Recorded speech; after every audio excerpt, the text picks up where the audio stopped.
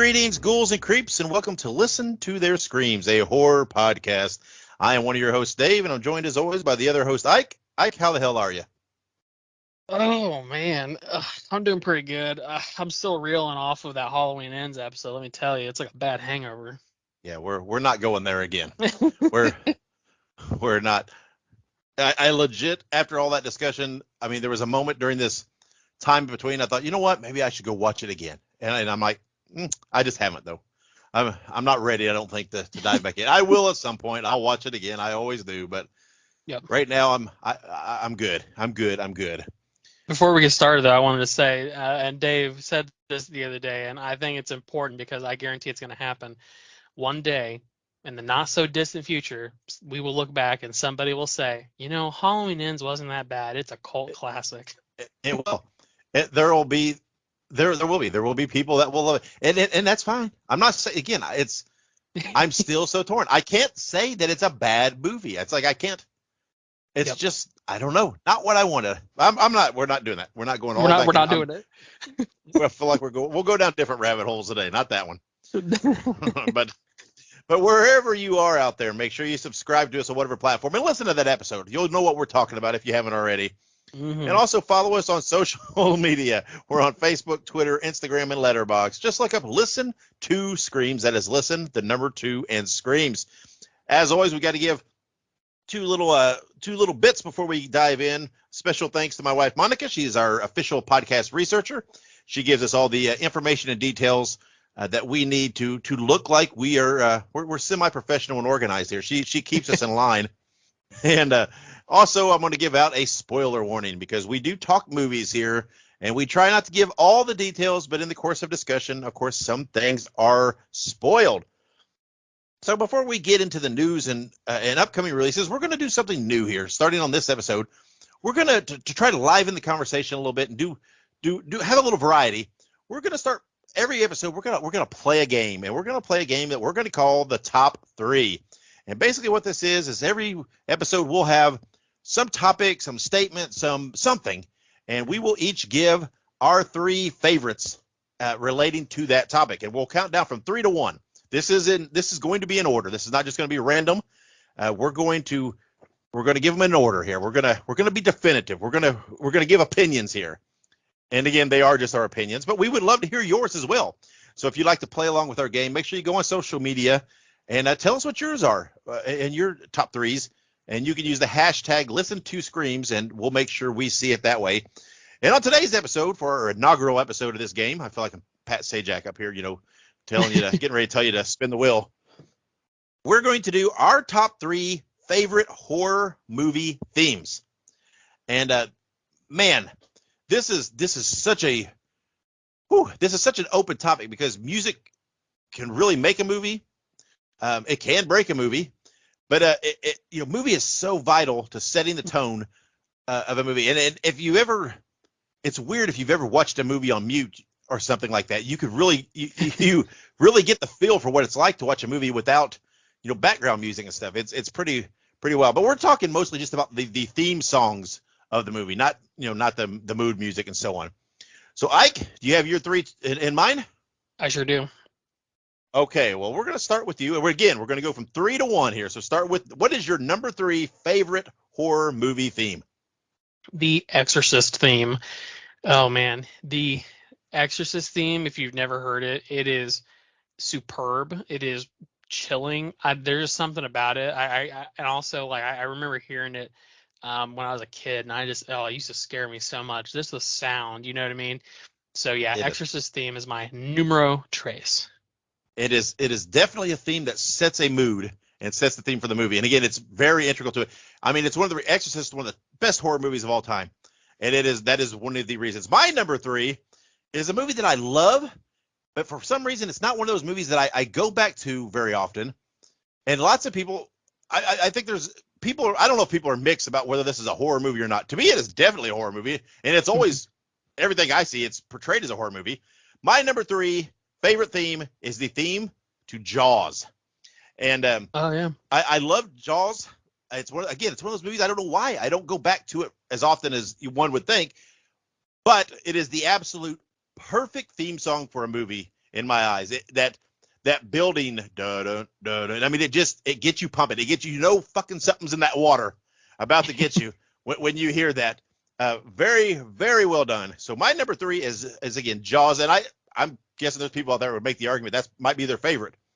So, all right, let's move on. Number 2, Ike, what is your number 2? So this one's kind of a cheat because I guess it's not technically a movie, but I had to say it. Goosebumps. The Goosebumps theme song. How can you not mention the Goosebumps theme song when you're talking about horror theme songs? Like, come on. Goosebumps.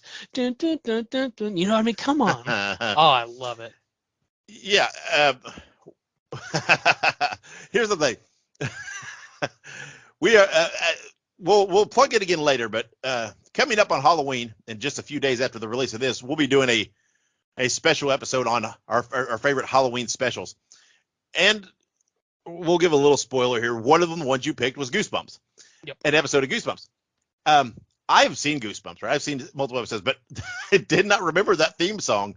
And I watched it and I thought, what the hell? The theme song's great, but the whole opening is very weird with that G that floats around, or like a shadow of the G. We'll talk more about that, but okay, that's an interesting pick there for number 2. My number 2 is one of my favorite franchises, and I'm going to go with the original, the number 1 from 1984, the theme from Nightmare on Elm Street. I think this is a theme that really sets the tone. It fits the music perfect. When you hear, there's just those few notes, and when you hear them, you know what it is you're hearing. So I absolutely love that theme. I think it's something that they did variations of it over the years through the different movies, but at the core, that melody, you still know what it is, and I think it's perfect for that movie. Absolutely. Now we're up to our number 1s, and we haven't talked about this list, but I'd venture to guess, based on our likes and what we enjoy, I'm venturing to guess our number 1s are probably the exact same one. Ike, what is your number 1 horror theme song?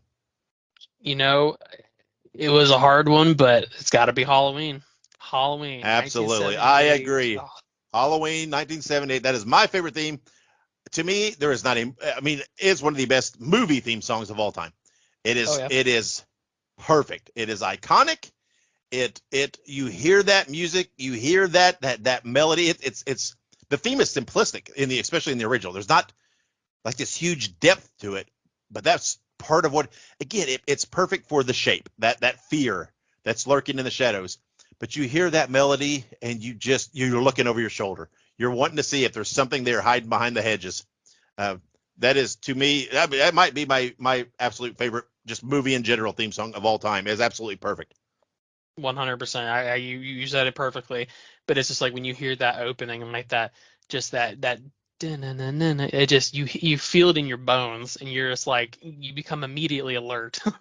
It's so fantastic. Yeah. And again, I think the great thing is it plays into, John Carpenter was first and foremost is a musician, right? Yeah. He was a musician. He is a musician. He's played in bands and everything else, and that he loves it. That's a passion of his, and he wrote that song, so he knew what he wanted for his movie, and it was absolutely perfect.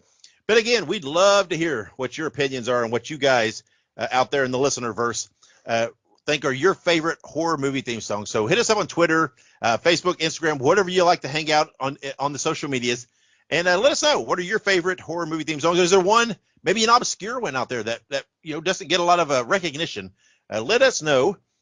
So again, that was our top 3 horror movie theme songs. Unanimously, it's Halloween 1978 here for our show. So after that, let's catch a breath, and we'll come back with all the news and upcoming releases. I think we have some late word that's just arriving, and I'll interrupt to bring this to you. Okay, we're back. And before we get into all the upcoming and new releases, we do have one merchandise-related thing, and then some birthdays and anniversary dates. And a very cool, I know we talk about it all the time. We talk about NECA. I love NECA. I love their figures. I think they do absolutely amazing figures, and they have so many of the horror properties. But they're getting ready to come out with a Ghostface figure, and it's not based on Scream itself per se, but this figure is based on Ghostface from Stab 8, the fictional movie within the Screamverse, and it's very cool. It comes with all these multiple heads and accessories. It has like the red screen face with the horns and the green and everything else. I think that's pretty clever to come up with this movie that's meta movie about the murders within the movie type deal, and to do that. So that's coming up from Nika. It's very cool. Again, check out they make figures for pretty much any property you can absolutely imagine. So check them out. A couple of key birthdays coming up on October 30th. The one and only Henry Winkler, the Fonz himself, has a birthday. Of course, he's known for Happy Days, but he's also very known for the aforementioned Scream, where he played the principal of the high school.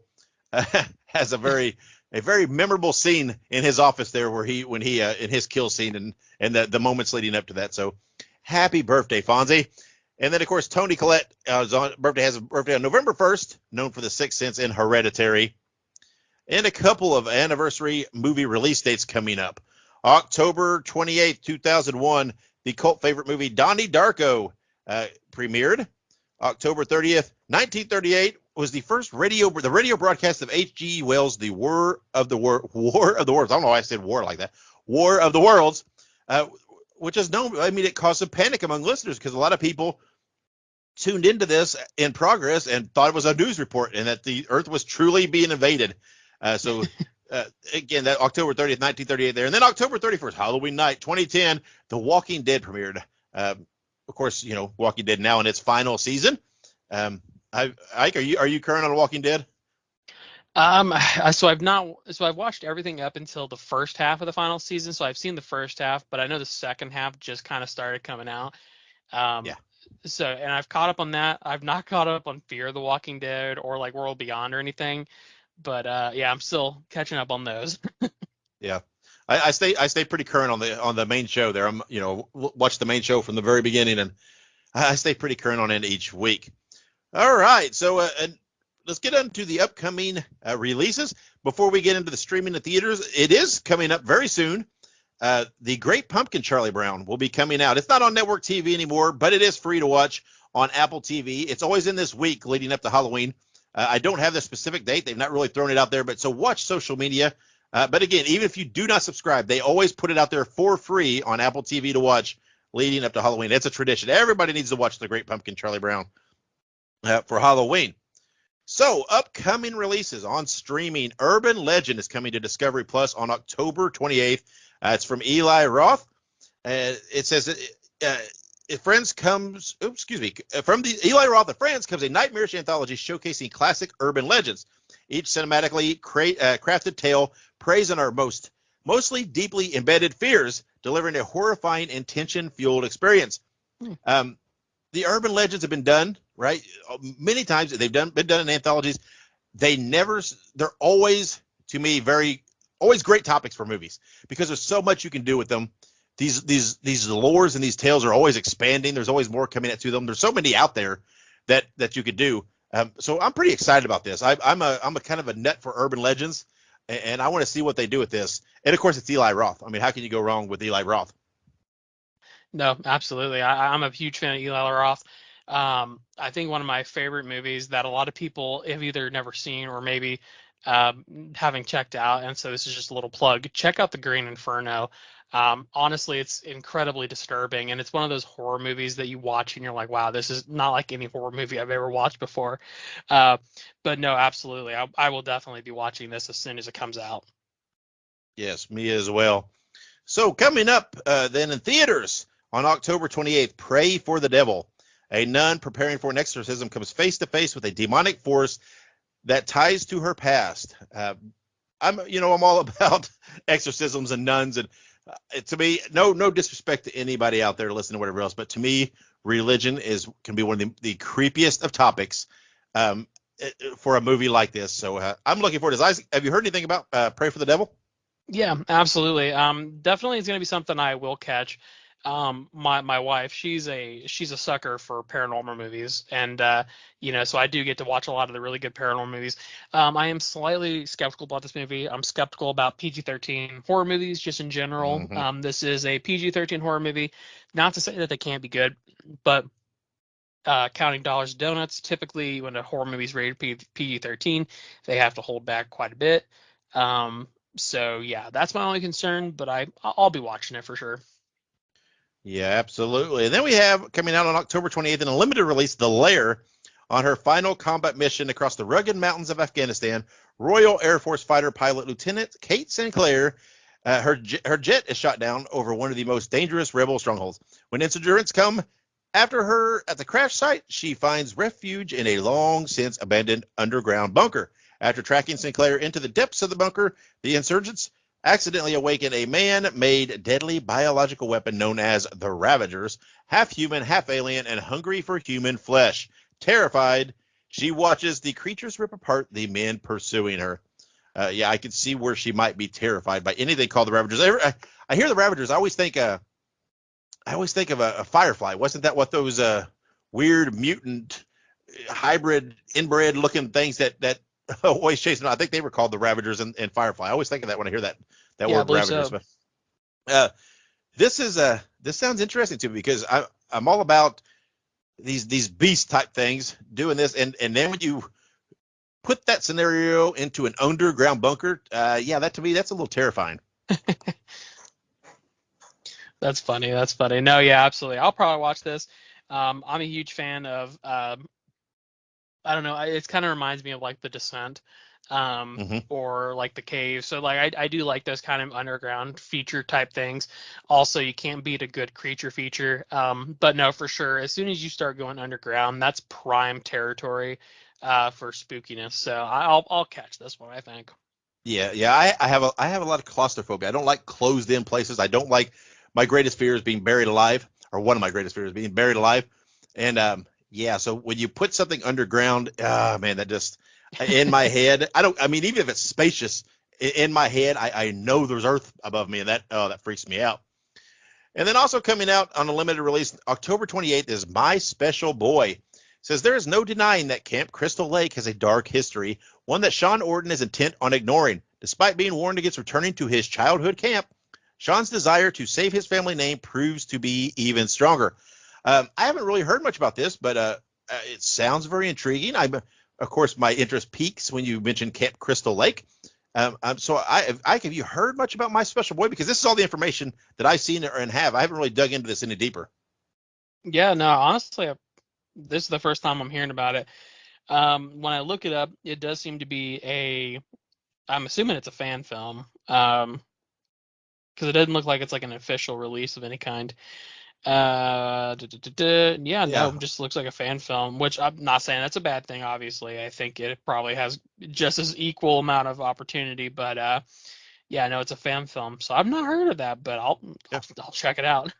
yeah, absolutely. We talked about that last episode a little bit. That sometimes fan films are even better than the actual licensed stuff because of the passion involved in them.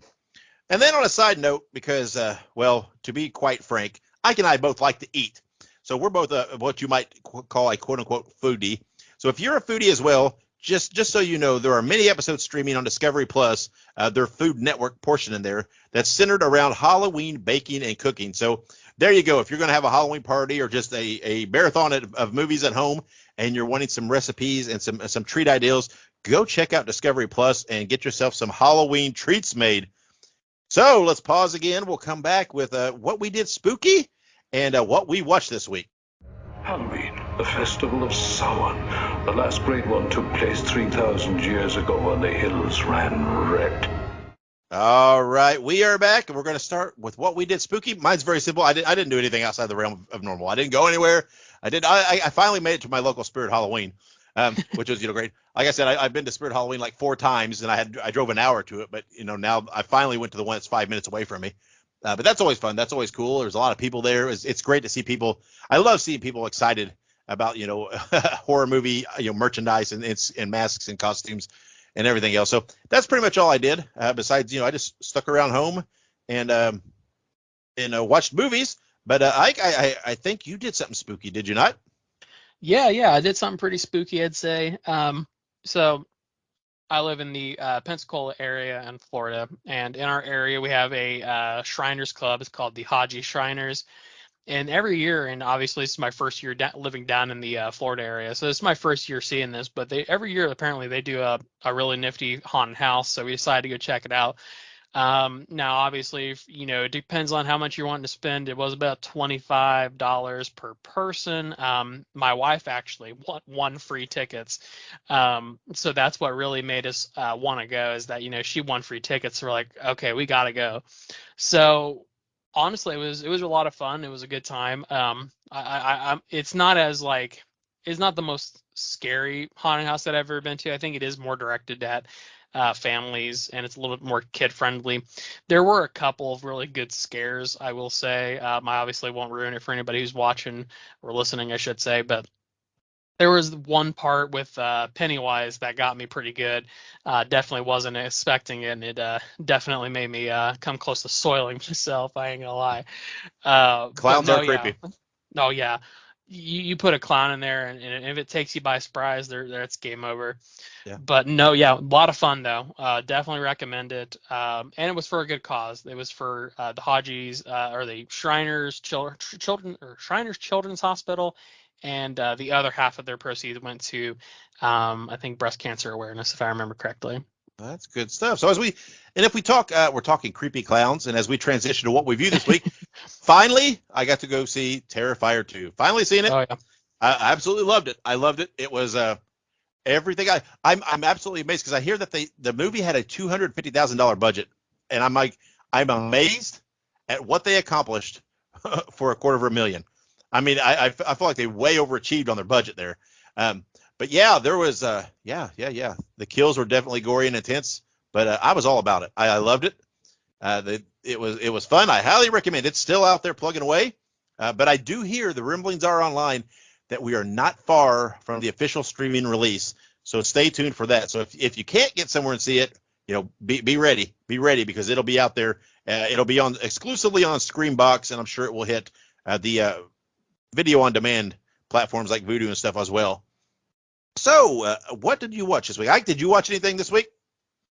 Honestly, I went back and I watched Halloween 4, 5, and 6. Because I think not too long ago I watched which one was it I watched? I think I watched what did I watch last time? I don't remember now. But I watched Halloween 2 and I watched Halloween 4, and I started Halloween 5, so I'm kind of going back and through, and kind of back to what we were talking about earlier. Kind of had a bad taste in my mouth after Halloween ends, so I made it a point to watch some of the better films in that series. But anyways, so yeah, we'll watch a couple of those, and I think that's pretty much about it. I just very, very Halloween filled. Yeah, I mean, that's kind of what I went back and watched some older movies. I watched Creep 1, Creep 2. Those are both very fun. I very much enjoyed those. Very well done, especially the first one. I mean, but I was, I'm always leery when I watch one. I'm like, okay, I'm gonna watch the second one. But man, the second one had a fresh take that I really liked. So I highly recommend both those. And then I dove into my annual rewatch of the Friday the 13th franchise. And so far I'm through 1, 2, and 3, and still plugging away on that. And I'm also still simultaneously also rewatching the Nightmare on Elm Street franchise, and I'm through, I think, the first 4 of that. And I'm into 5, getting ready to go into 5 on that. So I'm back just rewatching a lot of classic stuff, and that's what I watch. So but we did watch 2 other things. So let's take a break, and when we come back, we're going to talk Trick or Treat and VHS 99. So hang in there. During the spookiest time of the year, there are a few guidelines all ghosts and goblins should follow. Jack-o'-lanterns, putting on costumes, handing out treats. Always check your candy.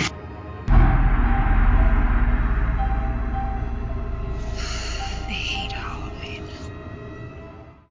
Okay, we're back with our reviews for the week. We're going to start off with VHS 99, the latest installment of that movie that was released on Shudder or AMC Plus, whichever route you go with that material. It's the 5th installment in the VHS series. It's, again, another found footage anthology. It premiered on September 16, 2022 at the Toronto Film Festival, followed by other festivals after that, and then premiered streaming on October 20th, direct to Shudder and AMC Plus. They've already announced the next movie in this series. It's going to be VHS 85. It was announced at New York Comic Con. Again, a Shudder original. And it supposedly was secretly shot, or not supposedly, I mean, it was secretly shot back-to-back with VHS 99. So it's ready. It'll be ready to go when the time comes. I'm excited about that one, because when you put something in the 80s, you're talking my wheelhouse there. So I'm very excited about that.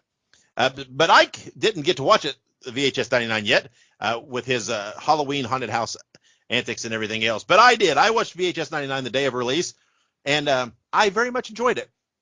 I've watched all the VHS movies, all 5 of them, and in my eyes, I think, in my opinions, every one is a little better than the previous one. I think this series is getting better every movie to me. When it started off, I was like, it's okay, but it's nothing. Again, found footage is so finicky for me. Because I feel like a lot of it just feels the same. I think they've really hit their stride by doing a kind of a timepiece era type thing. When you tie the year into it, like the 95 or the 94, the 99, the 85, I feel like that's great because it gives it a little bit of a unified feel so much, because you're talking a time period, a timepiece. This one, again, I'm not going to spoil a lot of it. The final segment, and this one was my favorite. The one, I think it was the one right before it, was my close second, because they did they did kind of a spoof, if you will, on the old game show Double Dare that was on Nickelodeon. So, and of course shenanigans ensue, and I love that one because I loved Double Dare when I was a kid, and it was that kind of that kids game show, with the disgusting stuff. But it went somewhere. But I really enjoyed that segment, and there was one actress in that, and I don't know her name, but I do know that she's in my wife's favorite soap opera, General Hospital. So when I saw her, I was like, I recognize her. So it was kind of weird because I've never seen her in anything else, and it was unique seeing her in this scenario. So, but again, I very much enjoyed it, but I will say, these kind of found footage shows they're just not my favorite. That's just not my favorite genre of horror to watch. So I am a little biased in that route. There's nothing wrong with the movie. I think if you enjoy found footage, you're going to enjoy this. And but again, like I said, it's just not my particular favorite genre, unless it's done right. Like, again, I always go back to Deadstream because I thought Deadstream was just so fresh to me and it felt so fun. But I will give it a good 3.5 screams out of 5. I thought it was good. It was fun enough to watch that I will give it a 3.5. Again, I'm still invested in the series. I'm still looking forward to VHS 85. So go out and watch that on Shudder or AMC Plus. Now our main event, we're going to talk about Trick or Treat. It's hard. I always want to put that. It sounds like a pirate in the middle. They're like Trick or Treat because it's just the letter R. So I want to make sure I don't, because there was an 80s Trick or Treat movie. So, but again, this film came out in 2007, and it's kind of a classic film we wanted to hit, and we wanted to hit here in the month of October because, of course, this movie is completely 100% Halloween based and in every way, and I love it for that. I mentioned it last episode when we talked about this coming up. I love this movie. This is one of my favorite movies. It is so enjoyable to watch. Every time I watch it, I chuckle. There's parts I just absolutely chuckle. And every time I watch it, this is one of those anthology type movies that, man, it's so put together. It's put together so well because everything ties. And I love how there's so much interwoven stuff. And there's so much stuff that comes up that refers back to earlier in the movie and these little nuggets that, to me, it's woven so great. And I love this movie. I absolutely love this movie. So before we dive talking about the plot a little bit, we're going to kind of break it down segment by segment. And again, it's a little difficult to do that because, again, there is a lot of overlap and there is some interwoven stuff. But there's some main story going on during this movie. But before we get that, I've spouted off enough about how much I love it. Ike, what is your overview and your take on the movie Trick or Treat? No, yeah, absolutely. Well, first and foremost, I'm a huge fan of anthology type films. I would definitely say it's probably, in my top 5 favorite like horror genres, slashers being number 1, of course. But, I love the concept of an anthology, being able to fit so many ideas and so many stories, especially when they're done properly and interwoven in a good way. Definitely, it can be, if it's done right, anthology films are so good. That being said, Trick or Treat's probably one of my favorites. Definitely in my top 5 favorite horror movies of all time, but also top 5 favorite anthology films for sure. Yeah, it's so well because, again, there are very different stories being told, but when you watch it, they overlap and tie together so well that it's just, It's very, very cleverly done. And I absolutely love the Sam character. I mean, because you look at him and he looks cute, right? But with that touch of creepy. To me, again, I will always harken back that done the right way, cute is very creepy because this dude is going to do some shit. So that cuteness just makes it all the weirder. And I love that, man. He's just out there and all he's doing is defending the rules of Halloween. That's what he's doing, right? If you obey the rules of Halloween, you're good, right? He's not going to bother you. And if I'm remembering right, I don't have this down here in the notes. I don't think, but I think there's 4 primary rules of Halloween, right? You always wear a costume. You always give out candy. Check your candy. Or no, wait, check your candy is not one, is it? I believe it's respect the dead is one. And then there's obviously the one of you don't blow out a jack-o'-lantern before midnight, before the holiday's over. So I think, am I right there, Ike? I think those are the 4 primary, the rules that are in there. Yeah, it says always give candy to trick-or-treaters, always wear a costume, never extinguish the flame of a jack-o'-lantern before midnight, and respect the dead. Yeah. And I always get confused there a little bit with the check the candy because that's what the principal character says something about that in there, but it's not what Sam's rules because, well, Sam's candy is pretty vicious. But the movie opens up. It's got a little segment to open showing a couple getting home after you don't know what they're going. They're at a party or something. Clearly, they're dressed up. And you can tell the wife or the girlfriend, whichever she is. I'm not sure if it's clear if she's married or not. But she is you can just tell she's just worn out, right? She's just exasperated. She just wants the holiday to be over. She's done. And but the husband is, he's all about it. And the wife walks up and she blows out the jack-o'-lantern. And he's all like, whoa, hey, you don't do that, right? That's a tradition. You don't do that. And she's like, yeah, get off it and everything else. And she wants to take the decorations down because her mom's coming the next morning. And, he doesn't think you should, you shouldn't take the decorations down because the holiday is not over. Right. Anyway, he goes inside, which you find out later. He goes into, I mean, to watch porn essentially is what it is. Apparently that's something these two do. But and he ends up falling asleep. She starts taking the decorations down, and I don't think in the opening we really see Sam, but he comes, and he gets vengeance because she broke the rule about the jack-o'-lantern. And then the husband ends up coming out, which what I was assuming is hours later. It feels like it's been a while, and finds her draped up under one of the ghost decorations, and that's how the movie opens. And then we go to the opening sequence. I love this opening. I think it sets the tone for it.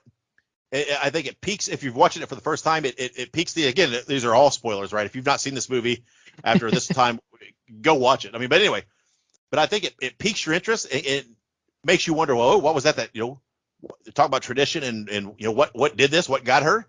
I love the opening. One little side fact I noticed, and which is, again, I've said this before, I'm a huge fan of the TV series Supernatural, and the guy in this opening sequence played Gadriel, the angel in the Supernatural series. So immediately that caught my eye when I saw him again. I was like, oh yeah, that's him. And come to find out, this movie was filmed in Vancouver, the same place that Supernatural was. So I guess he must be a Vancouver actor. But anyway, so Ike, what do you think of the opening sequence? I think it set the stage perfectly for this movie. No, yeah, absolutely. I think it's really funny because when you watch this movie, and if you really don't know what you're getting into, because I've seen the movie before a billion times, but when my wife watched it for the first time, she knows that my taste in horror movies is not always the best, because I fall for those really shitty horror movies just all the time. So when we first watched this for the first time, she was like, I heard about this. I know it's a Halloween classic or whatever. She's like, but I'm kind of unsure about it. But after the husband takes off the sheet and you see the woman on that thing with the lollipop in her mouth, that's when my wife was hooked. So I got to give it credit. Like you said, it perfectly sets the stage. It literally just hooks you right at the beginning, and you're just like, oh wow, I'm in for a treat. Yeah, and it spins into that opening sequence, the kind of the title sequence, which is very, very coolly done. It's got a comic book thing where it's like you're going through a comic book, reading some of this, and it starts to really set the stage for what's happening here, right? There's rules, and there's things you don't do that's tied to Halloween, and it really kind of expands on. It starts to give you that feel of, okay, this is what we're doing here, right? Something happened because she broke the rule, and it leads into then Principal Steve Wilkins, who, man, this guy, he cracks me up. He, because he looks so middle America vanilla, but yeah, then you find out truly he's got a lot of skeletons in his closet, kind of literally. But you see him and he starts talking. There's this kid that's smashing jack-o'-lanterns, and he goes to Principal Wilkins' house trick or treating, and Wilkins, he has the bucket out and is going by the honor system, right? Take one piece, and the kid, of course, starts shoveling it into his bag, and Principal Wilkins walks up and's like, "Hey, what are you doing?" And starts kind of, you get the feel like this is a teachable moment, right? He's going to teach this kid a little bit. So he's sitting there and he's talking to him and everything else, and then suddenly the kid starts reacting and hurting, and then the most grotesque vomiting, bleeding. It is so sickening because you could tell the kid's ingested a lot of chocolate, and it's very, very gross. But this is where the part that confused me, which Principal Wilkins mentions, one of the, there's a rule, you always check your candy. Well, he obviously put, whatever razor blades or whatever it is in the candy the kid ate. So then it shows him, and again, these are the stories, but some of these scenes are throughout the movie. But we're going to talk, kind of see his story through a little bit further.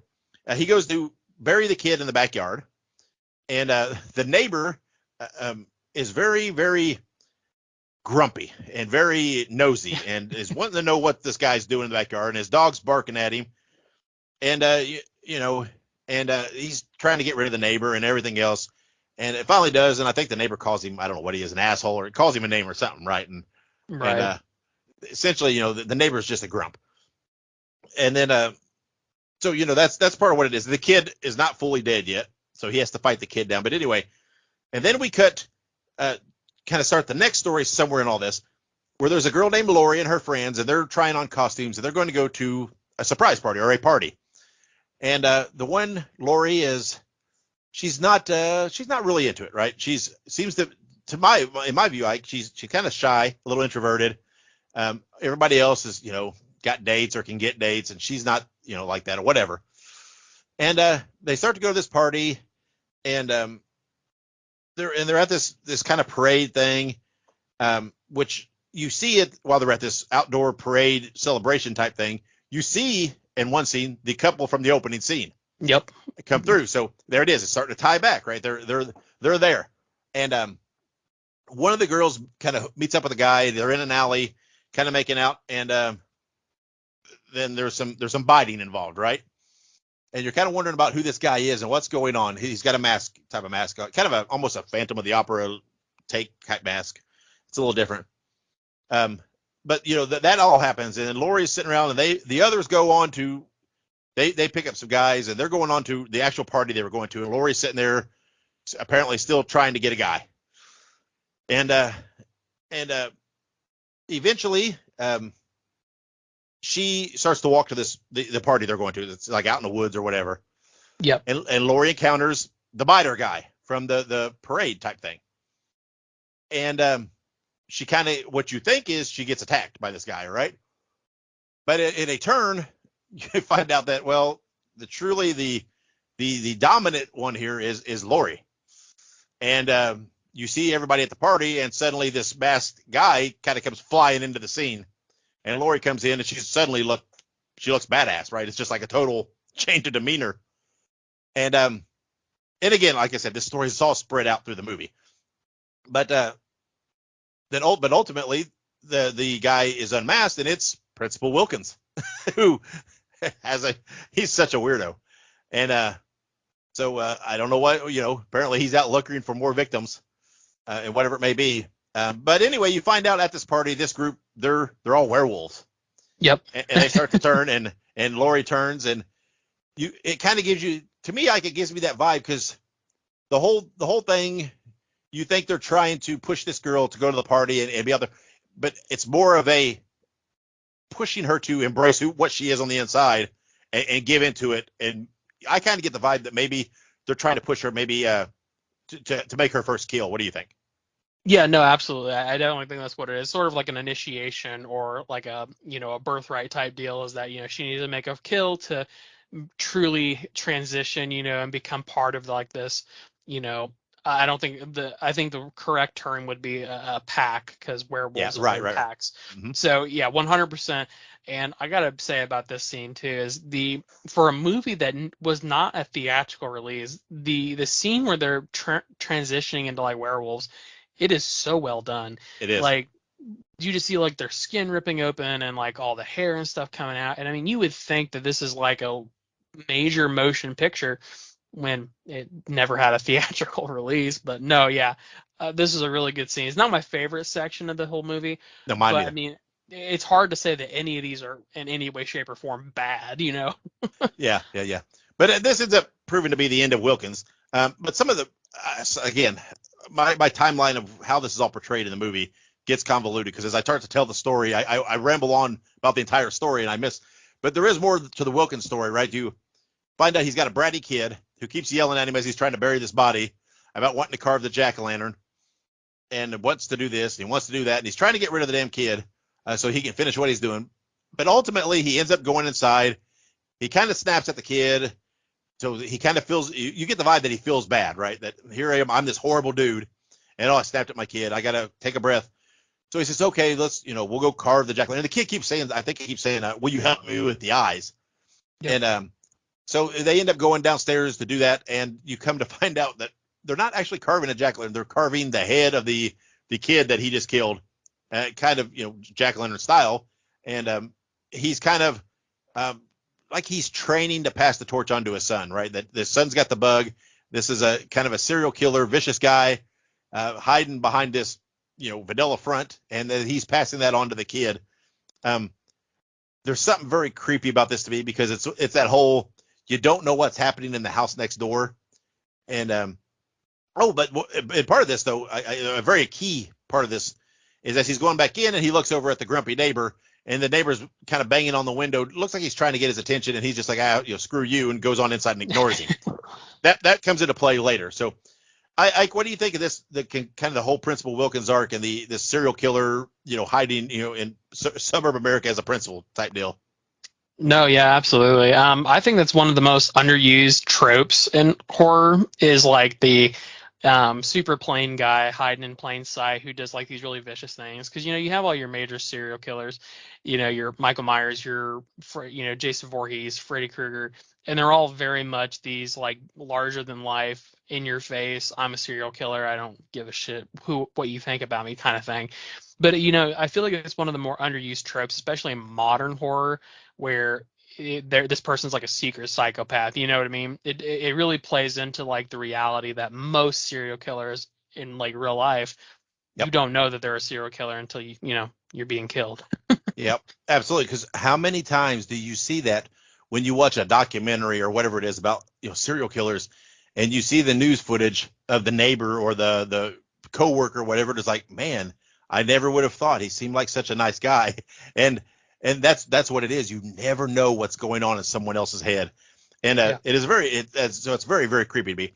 And then we kind of get, this is my favorite. I think my favorite story overall here is coming up, and it's talking about the school bus massacre. And there's this group of trick-or-treaters or kids, and you can just tell they're kind of mischievous. And there's this one girl who's clearly kind of nerdy and introverted and a little awkward, and they invite her to go with them somewhere, and they go, and they're going to the rock quarry. And the one girl tells this story about these kids that were kind of special needs, that were bused to a special school out of town because the parents were embarrassed by their children. And they said after years of this, the parents were just exhausted and worn out, and they paid off the bus driver who was going to drive them to the rock quarry and then send the bus over into the quarry and kill the kids, and so that it would seem like an accident, and the parents wouldn't have to deal with these children anymore. In the course of when the bus driver is trying to do this, he's kind of he's chaining them into the bus, right? He's got like, Yep. Shackles and stuff. But as he does this one kid panics and gets loose, and he goes up and gets in the seat of the bus, and he's shouting about going home, and he attempts to drive the bus, and he drives the bus off into the rock quarry with the bus driver inside. You do see that the bus driver comes out, but they say that the kids were never found, and you want to think that there's this. This is as we spoke earlier, this is just a local urban legend, right? This school bus accident and these kids that were killed. And the whole thing is meant to scare this girl. They're setting this all up. There's an elevator down into the rock quarry, and they say, oh, it can only hold so many, and they go down, and it's basically they're setting it up that they're going to scare the girl. And they leave one kid with her, but I always get the vibe that kid's in on it. But they just have to have someone to stay with her to make sure she stays there. And again, the one popular kid is he's almost a little flirty with her to kind of maybe keep her interest. Talks about how much he likes her jack-o'-lanterns. And no, that's part of it. There's supposed to be a jack-o'-lantern, one for each of the victims that they're bringing to light in honor of them. So they go down and they scare this girl, right? And she takes off, and they're trying to get back to the lift, and she panics. I think she panics and falls down. And the one kid that was kind of flirting with her, he feels bad. He's like, all right, we need to let's knock it off. She's terrified. It's enough. We got her. We did her gag. And he tries to calm her down and calm the situation. And then suddenly the kids come out of the water from the bus master. Well, that's part of it. They say, well, hey, if you set all this up and this was all just fake, then why is there really a school bus? Because there was a school bus wrecked down there. Yeah. And she's like, oh, it's just, whatever, convenience, or however she says it. She blows it off. But these kids come out of the water at the bottom of the quarry, and they all panic and scream, and they all take off. And the kind of the nerdy girl makes it to the thing first, and she locks the lift, and she goes up and leaves them down there. And they fall victim then to these kids that were of the massacre, and she goes on home. So I love this song, and I think I love it most because it really plays into the kind of the finale in this segment, and this kind of cool little twist or little nugget that the first time you watch it's pretty cool to see. But Ike, what do you think of this whole story of the school bus massacre, trying to make it feel like it's an urban legend and it's not really, and all that? No, yeah, absolutely. And one of the things that I think that Trick or Treat does really well, this part included, is they really create this atmosphere that like it, because sometimes when you watch these movies you think like there's no way this could happen, but when you're watching this you're like this 100% could happen. You know what I mean? You're like I would not be surprised if I saw like a bunch of kids going down, doing some stupid shit that they shouldn't be doing. You know what I mean? Like that, this kind of thing would definitely happen. A bunch of teenagers being stupid. Yep. And then, obviously, they create this atmosphere that makes everything very realistic. And then they kind of bring you, they build you up on that realism, and then they break you back down with like that really supernatural aspect. But it works because in this case, you have like this, like, oh, it's an urban legend. We're just gonna, play a prank on you, and then boom, the prank backfires in an epic way. So this part, like you said, it plays into the overall story really, really well. But it's super important to the atmosphere of the movie, I feel like, because rather than letting you get lost, they just hook you right back in, which is something that a lot of movies don't do, especially at like the halfway mark, Yeah. And while every segment kind of intertwines and whatever else, this one lays the foundation heartily for the finale. And because it plays again the part. And at the kind of the finale, the final bit is that grumpy neighbor of the principal. And we find out his name is Mr. Krieg. And it kind of starts, I think, with trick-or-treaters come into his door, and they're a little scared because his house is it's a wreck. And the door opens and it's dark, and there's these weird eyes and this growling, and something chases them and scares the kids off. And you end up finding out that it's his dog with a mask on, and that he scared the trick-or-treaters off. And again, just playing into how grumpy and anti-holiday and anti-fun he is. And you see him go back in, and he's got this box of stuff, and he's putting things in the fire to burn, right? You don't really know what it is at that point. You don't really think much about it at the moment, but he's burning whatever these are in this little box. And then suddenly kind of weird things begin to happen. He hears some noises and hears something. And this is where we get this is where Sam becomes the feature of the film. And this is where he becomes the centerpiece. That he's there and he attacks Krieg. And man, this little thing that giggles like a little kid just goes freaking apeshit on this guy and jumps on him and just beats him and cuts him and everything else. And but at one point, and Krieg rips the burlap mask off, and you see his head's this weird ass mutant pumpkin looking thing, right? And Krieg ends up shooting him with a shotgun, and you think that's it, that he's killed. He thinks he's killed Sam, right? And he shoots him in the head, and even when he shoots him, it's like stuffing and pumpkin guts are coming out. And but during the attack is you see the part where he's banging on the window trying to get Wilkins' attention, and Wilkins blows him off. So that ties back to that. This is what's happening at that moment. Is where Sam is attacking him for breaking the rules, not handing out candy. Again, this is what happens. He broke a rule, and Sam ends up attacking him, and he cuts his legs and everything else, and he keeps pursuing him, and then in the end though he lets Krieg live, but then and he this is of course the iconic part where he pulls the sucker. There's the part where he pulls the sucker out of the bag, takes the bite out, and stabs him with it, which the jagged bit sucker is that's a Sam trademark. But he lets Krieg live, and it kind of disappears. And then later there's a knock at a door, and it's Krieg's house again, and he opens it and he's all bandaged up, and now he's handing out candy, right? Because he's learned the hard way of the rule, and he's not breaking the rule, right? And I always chuckle every time when the one kid says to him, "Oh, cool mummy costume, Mr. Krieg," when he's all bandaged up. And so he hands out candy, and then he kind of looks up, and you see Sam standing out kind of in front of his house. And as he's looking at Sam, the couple across the street come home, which is the couple from the opening segment. And this is them coming home and her extinguishing the jack-o'-lantern, and Sam's watching them. So that ties back to this is the moment where Sam goes, because she broke that rule that we saw at the beginning of the movie. And Krieg just kind of shakes his head and goes back in the house. And then it cuts to a scene. We see the fire. We see what he's burning. And it's a picture of all the kids from the school bus massacre with Krieg in it.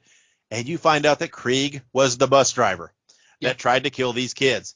So I remember the first time watching, I was like, oh, that's great. I love how it ties back to that. That's classic and everything else. But then just to add a layer to it, there's another ring at the doorbell. He grabs the candy, goes, opens the door, and there at his doorstep, trick-or-treating, are all the kids from the school bus that have come out of the rock quarry. And I believe that, I think that's where it ends, right? That's with you don't really see much. It kind of goes dark with them. Krieg's obviously scared shitless, knowing who they are. And man, I just love.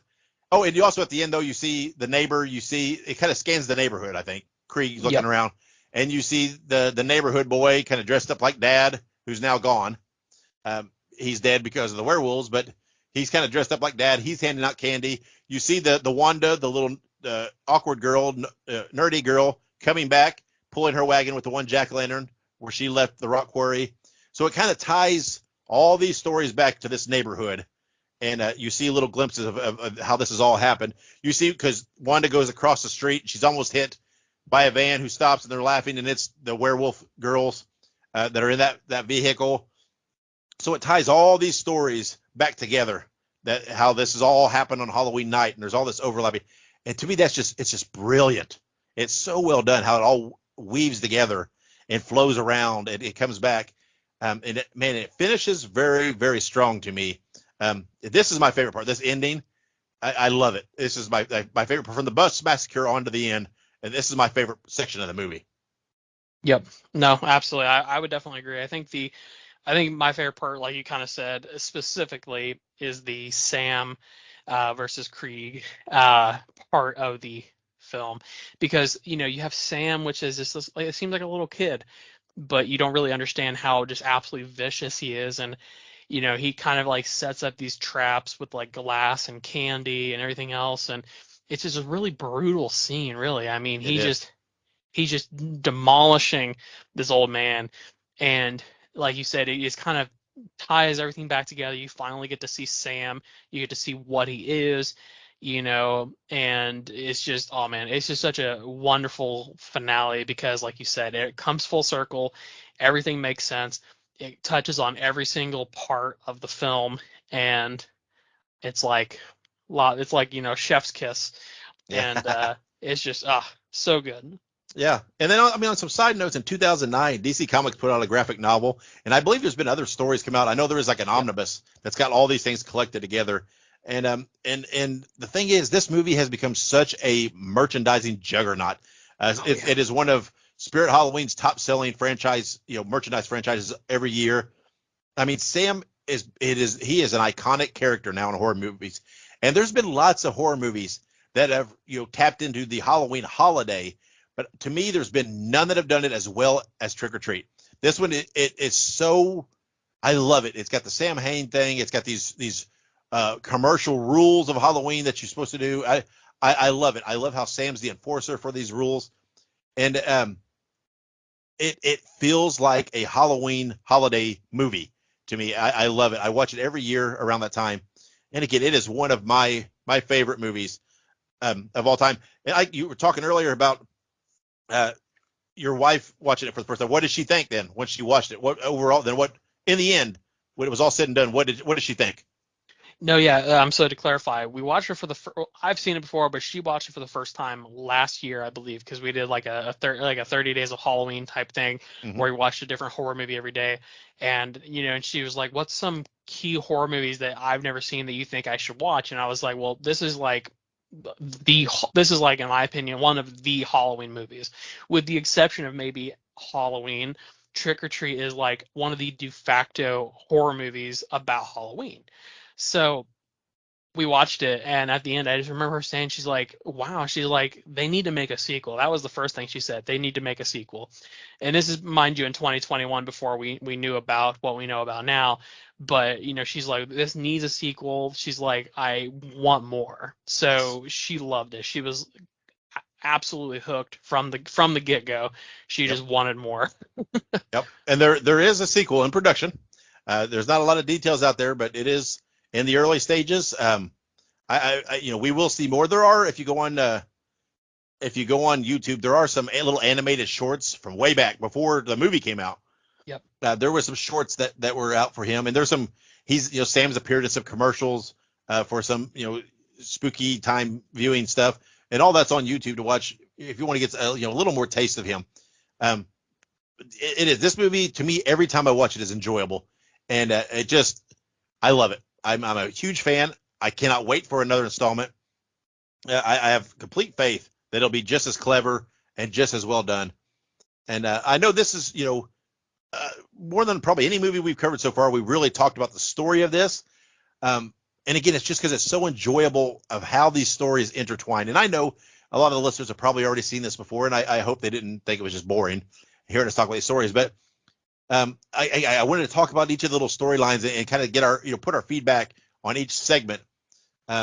So let's rate this. Again, it is one of my favorite horror movies, but I'm not going to say it's a absolutely perfect movie, because to me, I would save a 5 screams for just a absolute pinnacle movie. And I don't think it's quite on the Mount Rushmore, even though I love it, but it is close.